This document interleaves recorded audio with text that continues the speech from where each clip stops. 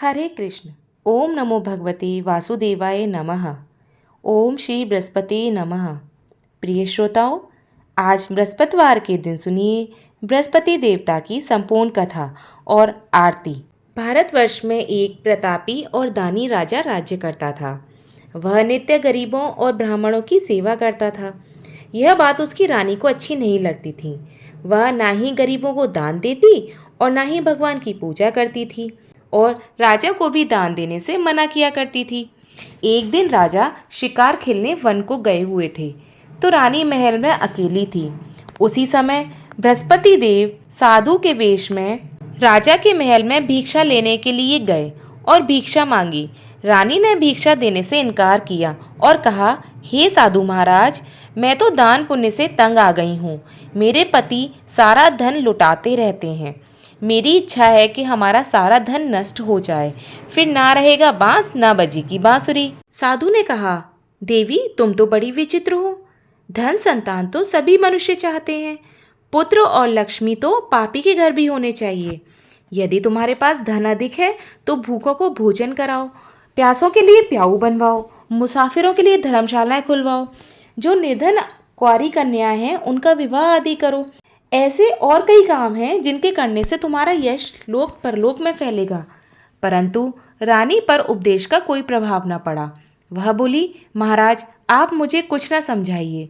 मैं ऐसा धन नहीं चाहती जो हर जगह बांटती फिरूं। साधु ने उत्तर दिया, यदि तुम्हारी ऐसी इच्छा है तो तथास्तु। तुम ऐसा करना कि बृहस्पतिवार को घर लीपना, मिट्टी से अपना सिर धोना, स्नान करना, भट्टी चढ़ाकर कपड़े धोना। अब राजा से कहना कि वह हजामत बनवाए। ऐसा करने से तुम्हारा सारा धन नष्ट हो जाएगा। इतना कहकर वह साधु महाराज वहां से अंतर्ध्यान हो गए। साधु के कहे अनुसार कई बातों को पूरा करते हुए रानी को केवल 3 बृहस्पतिवार ही बीते थे कि उसकी समस्त धन संपत्ति नष्ट हो गई। भोजन के लिए राजा का परिवार तरसने लगा।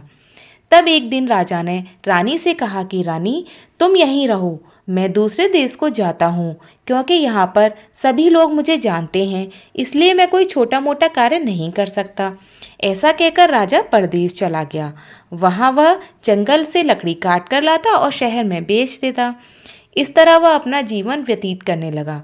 इधर राजा के परदेश जाते ही रानी और दासी दुखी रहने लगी। एक बार जब रानी और दासी को 7 दिन तक बिना भोजन के रहना पड़ा, तो रानी ने अपनी दासी से कहा, हे दासी, पास ही के नगर में मेरी बहन रहती है। वह बड़ी धनवान है। तू उसके पास जा और कुछ ले आ, ताकि थोड़ी बहुत गुजर बसर हो जाएगी। दासी रानी की बहन के पास गई।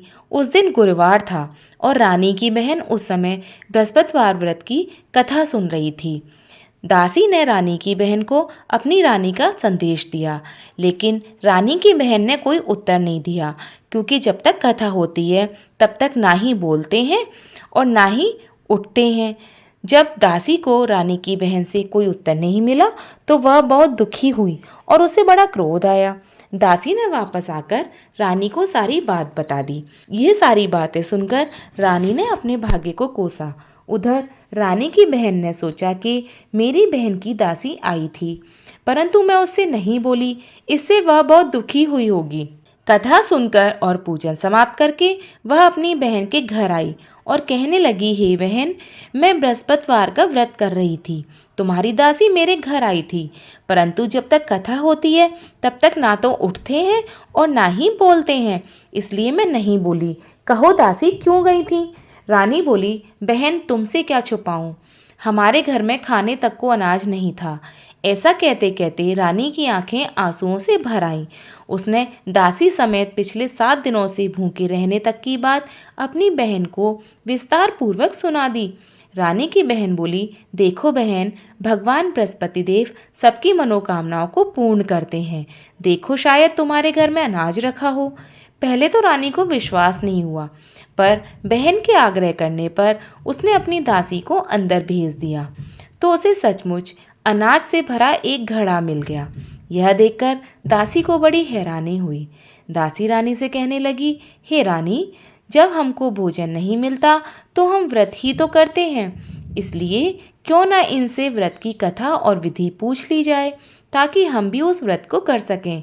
तब रानी ने अपनी बहन से बृहस्पतिवार के व्रत के बारे में पूछा। उसकी बहन ने बताया, बृहस्पतिवार के व्रत में चने की दाल और मुनक्के से विष्णु भगवान का केले की जड़ में पूजन करना चाहिए और दीपक जलाना चाहिए। व्रत कथा सुने और पीला भोजन ही करें, इससे बृहस्पति देव प्रसन्न होते हैं। व्रत और पूजन विधि बताकर रानी की बहन अपने घर लौट गई। 7 दिन बाद जब गुरुवार आया तो रानी और दासी ने व्रत रखा। घुड़साल में जाकर चना और गुड़ लेकर आ गईं। फिर उससे केले की जड़ तथा विष्णु भगवान का पूजन किया। अब पीला भोजन कहाँ से आए, इस बात को लेकर दोनों बहुत दुखी थीं। क्योंकि उन्होंने बृहस्पतिवार का व्रत रखा था, इसलिए बृहस्पति देव उनसे प्रसन्न थे। इसलिए वे एक साधारण व्यक्ति का रूप धारण कर 2 थालों में सुंदर पीला भोजन दासी को दे गए। भोजन पाकर दासी प्रसन्न हुई और फिर रानी के साथ मिलकर भोजन ग्रहण किया। उसके बाद वे सभी गुरुवार को व्रत और पूजन करने लगी। बृहस्पति भगवान की कृपा से उनके पास फिर से धन संपत्ति आ गई। परंतु रानी का फिर से वही ढंग रहा। वह पहले की तरह आलस करने लगी। तब दासी बोली, देखो रानी, तुम पहले भी इसी प्रकार आलस करती थी। तुम्हें धन रखने में कष्ट होता था, इस कारण सभी धन नष्ट हो गया। और जब भगवान बृहस्पति की कृपा से हमें दोबारा धन मिला है तो तुम फिर से आलस करती हो। रानी को समझाते हुए दासी कहने लगी कि बड़ी मुसीबतों के बाद हमने इस धन को पाया है, इसलिए हमें दान पुण्य करना चाहिए, भूखे मनुष्य को भोजन कराना चाहिए और धन को शुभ कार्यों में खर्च करना चाहिए, जिससे तुम्हारे कुल का यश बढ़ेगा, स्वर्ग की प्राप्ति होगी और पितृ भी प्रसन्न होंगे। दासी की बात मानकर रानी अपना धन शुभ कार्यों में खर्च करने लगी, जिससे पूरे नगर में उसका यश फैलने लगा। बृहस्पतिवार व्रत कथा के बाद श्रद्धा के साथ आरती करनी चाहिए, जिसके बाद प्रसाद बांटकर उसे ग्रहण करना चाहिए। एक दिन राजा दुखी होकर जंगल में एक पेड़ के नीचे आसन जमाकर बैठ गया। वह अपनी दशा को याद करके व्याकुल होने लगा। बृहस्पतिवार का दिन था। एकाएक उसने देखा कि निर्जन वन में एक साधु प्रकट हुए। वह साधु वेश में स्वयं बृहस्पति देवता थे। लकड़हारे के सामने आकर बोले, हे लकड़हारे, इस सुनसान जंगल में तुम चिंता में क्यों बैठे हुए हो? लकड़हारे ने दोनों हाथ जोड़कर प्रणाम किया और उत्तर दिया, महात्मा जी, आप सब कुछ जानने वाले हैं, मैं क्या कहूँ? यह कहकर रोने लगा और साधु को अपनी सारी बात कह सुनाई। महात्मा जी ने कहा, तुम्हारी स्त्री ने बृहस्पति के दिन बृहस्पति भगवान का निरादर किया, जिसके कारण रुष्ट होकर उन्होंने तुम्हारी ये दशा कर दी। अब तुम चिंता को दूर करके मेरे कहने पर चलो तो तुम्हारे सब कष्ट दूर हो जाएंगे और भगवान पहले से भी अधिक संपत्ति देंगे। तुम बृहस्पतिवार के दिन कथा किया करो। 2 पैसे के चने मुनक्का लाकर उसका प्रसाद बनाओ और शुद्ध जल से लोटे में शक्कर मिलाकर अमृत तैयार करो। कथा के पश्चात अपने सारे परिवार और सुनने वाले प्रेमियों में अमृत व प्रसाद बांटकर खुद भी ग्रहण किया करो। ऐसा करने से भगवान तुम्हारी सभी मनोकामनाओं को पूर्ण करेंगे। साधु के ऐसे वचन सुनकर लकड़हारा बोला, हे प्रभु, मुझे लकड़ी बेचकर इतना पैसा नहीं मिलता जिससे भोजन के उपरांत कुछ बचा सकूं। मैंने रात्रि में स्वप्न में अपनी स्त्री को व्याकुल देखा है। मेरे पास कुछ भी नहीं जिससे मैं उसकी खबर मांग सकूं। साधु ने कहा, हे लकड़हारे, तुम किसी बात की चिंता मत करो। बृहस्पति के दिन तुम रोजाने की तरह लकड़ियां लेकर शहर को जाओ। तुमको रोज से दुगना धन प्राप्त होगा, जिससे तुम भली भांति भोजन कर लोगे तथा बृहस्पति देव की पूजा का सामान भी आ जाएगा। लकड़हारे ने कहा कि प्रभु, मुझे तो बृहस्पतिवार की कथा भी नहीं आती। तो साधु महाराज ने उसको बृहस्पतिवार की कथा सुनाई, जो कि इस प्रकार है। प्राचीन काल में एक बहुत ही निर्धन ब्राह्मण था। उसकी कोई संतान नहीं थी। वह नित्य पूजा पाठ करता, परंतु उसकी पत्नी बहुत मलिनता के साथ रहती थी। वह ना तो स्नान करती और ना ही किसी देवता का पूजन करती थी। प्रातःकाल उठते ही सबसे पहले भोजन करती, बाद में कोई अन्य कार्य करती थी। ब्राह्मण देवता बहुत दुखी रहते थे। पत्नी को बहुत समझाते, किंतु कोई परिणाम नहीं निकलता। भगवान की कृपा से ब्राह्मण की पत्नी के कन्या रूपी रत्न पैदा हुआ। वह कन्या अपने पिता के घर में बड़ी होने लगी। वह बालिका प्रातः स्नान करके भगवान विष्णु का जप करती। वह बचपन से ही बृहस्पतिवार का व्रत भी करने लगी थी। पूजा पाठ समाप्त करके स्कूल जाती तो अपनी मुट्ठी में जौ भरकर ले जाती और पाठशाला के मार्ग में डालती जाती। वही जौ सोने के हो जाते तो लौटते समय उनको बीनकर घर ले आती। एक दिन वह बालिका सूप में उन सोने के जौ को फटक कर साफ कर रही थी। तभी उसकी माँ ने देख लिया और कहने लगी, हे बेटी, सोने के जौ को फटकने के लिए सोने का सूप होना चाहिए। दूसरे दिन गुरुवार था। उस कन्या ने व्रत रखा और बृहस्पति देव से प्रार्थना करके कहा, हे प्रभु, यदि मैंने सच्चे मन से आपकी पूजा की हो तो मुझे सोने का सूप दे दो। बृहस्पति देव ने उसकी प्रार्थना स्वीकार कर ली। रोजाना की तरह वह कन्या जौ फैलाती हुई पाठशाला जा रही थी। पाठशाला से लौटकर जब वह जौ बीन रही थी तो बृहस्पति देव की कृपा से उसे सोने का सूप मिला। उसे वह घर ले आई और उससे जौ साफ करने लगी, परंतु उसकी माँ का वही ढंग रहा। एक दिन की बात है, वह कन्या सोने के सूप में जौ साफ कर रही थी। उस समय उस नगर का राजकुमार वहां से होकर निकला। इस कन्या के रूप और सोने के सूप में जौ को साफ करते देखकर वह उस कन्या पर मोहित हो गया। राजमहल आकर वह भोजन तथा जल त्याग कर उदास होकर लेट गया। राजा को जब राजकुमार द्वारा अन्न जल त्यागने का समाचार मिला तो अपने मंत्रियों के साथ वह अपने पुत्र के पास आए और बोले, हे बेटा, तुम्हें किस प्रकार का कष्ट है? कोई बात है तो मुझसे कहो। किसी ने अपमान किया है अथवा कोई और कारण है तो मुझे बताओ। मैं वही करूँगा जिससे तुम्हें प्रसन्नता होगी। तब राजकुमार ने अपने पिता की बातें सुनी और बोला, मुझे आपकी कृपा से किसी बात का दुख नहीं है। किसी ने मेरा अपमान नहीं किया, परंतु मैं उस लड़की के साथ विवाह करना चाहता हूँ जो सोने के सूप में जौ साफ कर रही थी। यह सुनकर राजा आश्चर्य में पड़ गया और बोला, हे बेटा, इस तरह की कन्या का पता तुम ही लगाओ।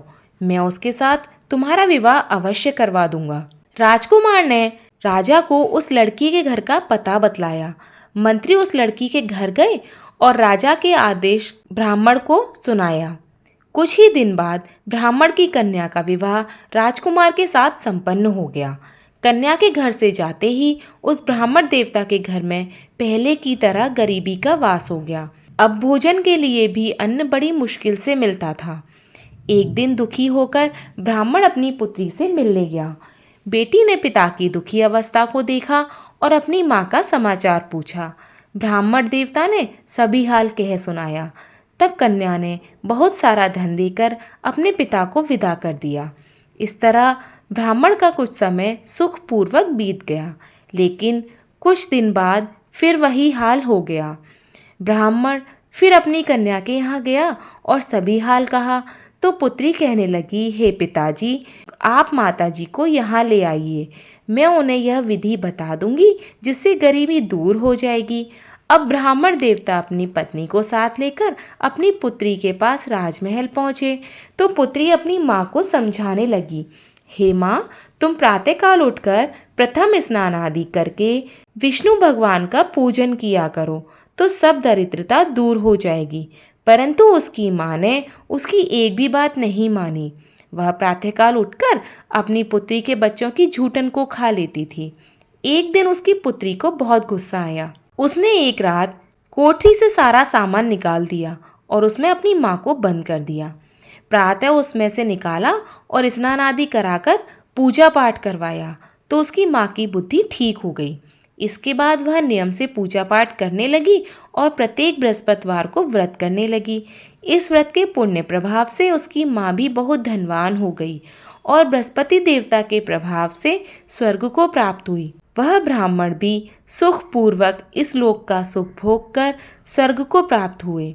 इस तरह कहानी कहकर साधु महाराज वहां से अंतर्ध्यान हो गए। धीरे धीरे समय व्यतीत होने पर फिर वही बृहस्पतिवार का दिन आया।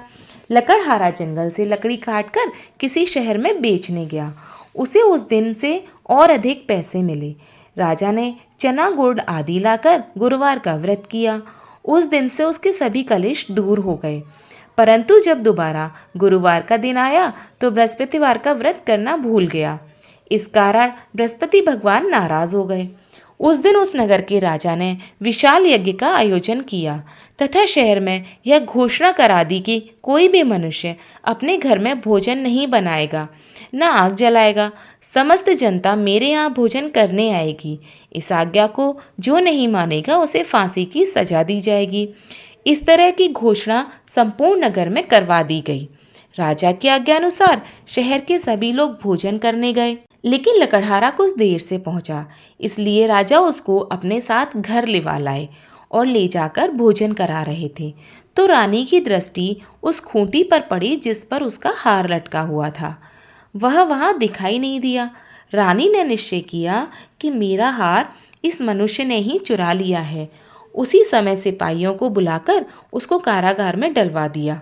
जब लकड़हारा कारागार में पड़ गया और बहुत दुखी होकर विचार करने लगा कि ना जाने कौन से पूर्व जन्म के कर्म से मुझे यह दुख प्राप्त हुआ है, तो उसी साधु को याद करने लगा जो उसे जंगल में मिले थे। उसी समय तत्काल बृहस्पति देव साधु के रूप में प्रकट हुए और उसकी दशा को देखकर कहने लगे, अरे मूर्ख, तूने बृहस्पति देव की कथा नहीं करी, इस कारण तुझे दुख प्राप्त हुआ है। अब तू चिंता मत कर। बृहस्पतिवार के दिन कारागार के दरवाजे पर 4 पैसे पड़े मिलेंगे। उससे तू बृहस्पति देव की पूजा करना, तेरे सभी कष्ट दूर हो जाएंगे। बृहस्पतिवार के दिन उसे 4 पैसे पड़े मिले। लकड़हारे ने कथा कही। उसी रात्रि को बृहस्पति देव ने उस नगर के राजा को स्वप्न में कहा, हे राजा, तुमने जिस आदमी को कारागार में बंद किया है वह निर्दोष है, वह राजा है, उसे छोड़ देना। रानी का हार उसी खूंटी पर लटका हुआ है। अगर तू ऐसा नहीं करेगा तो मैं तेरे राज्य को नष्ट कर दूंगा। इस तरह रात्रि के स्वप्न को देखकर राजा प्रातःकाल उठा और खूंटी पर हार देखकर लकड़हारे को बुलाकर क्षमा मांगी तथा लकड़हारे को योग्य सुंदर वस्त्र, आभूषण आदि देकर विदा कर दिया। बृहस्पति देव की आज्ञा अनुसार लकड़हारा अपने नगर को चल दिया। राजा जब अपने नगर के निकट पहुंचा तो उसे बड़ा आश्चर्य हुआ। नगर में पहले से अधिक बाग, तालाब, कुएं तथा बहुत सारे धर्मशालाएं, मंदिर आदि बन गए थे। राजा ने पूछा, ये किसका बाग और धर्मशाला है? तब नगर के सब लोग कहने लगे, यह सब रानी और दासी के हैं। तो राजा को आश्चर्य हुआ और गुस्सा भी आया। जब रानी ने यह खबर सुनी कि राजा आ रहे हैं तो उन्होंने दासी से कहा कि हे दासी, देख राजा हमको कितनी बुरी हालत में छोड़ गए थे।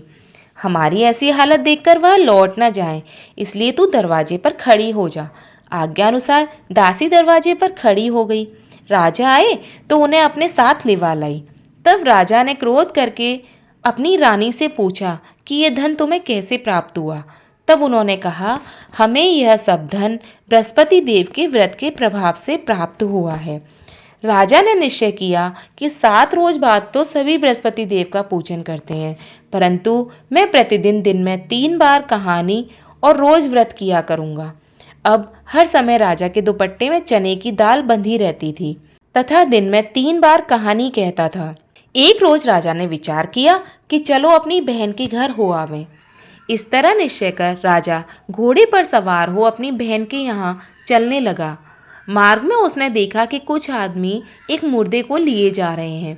उन्हें रोककर राजा कहने लगा, अरे भाइयों, मेरी बृहस्पतिवार की कथा सुन लो। वे बोले, लो, हमारा तो आदमी मर गया है, इसको अपनी कथा की पड़ी है। परंतु कुछ आदमी बोले, अच्छा कहो, हम तुम्हारी कथा भी सुनेंगे। राजा ने दाल निकाली और जब कथा आधी हुई थी कि मुर्दा हिलने लग गया, और जब कथा समाप्त हो गई तो राम राम करके मनुष्य उठकर खड़ा हो गया। आगे मार्ग में उसे एक किसान खेत में हल चलाता मिला। राजा ने उसे देखा और उससे बोला, अरे भैया, तुम मेरी बृहस्पतिवार की कथा सुन लो।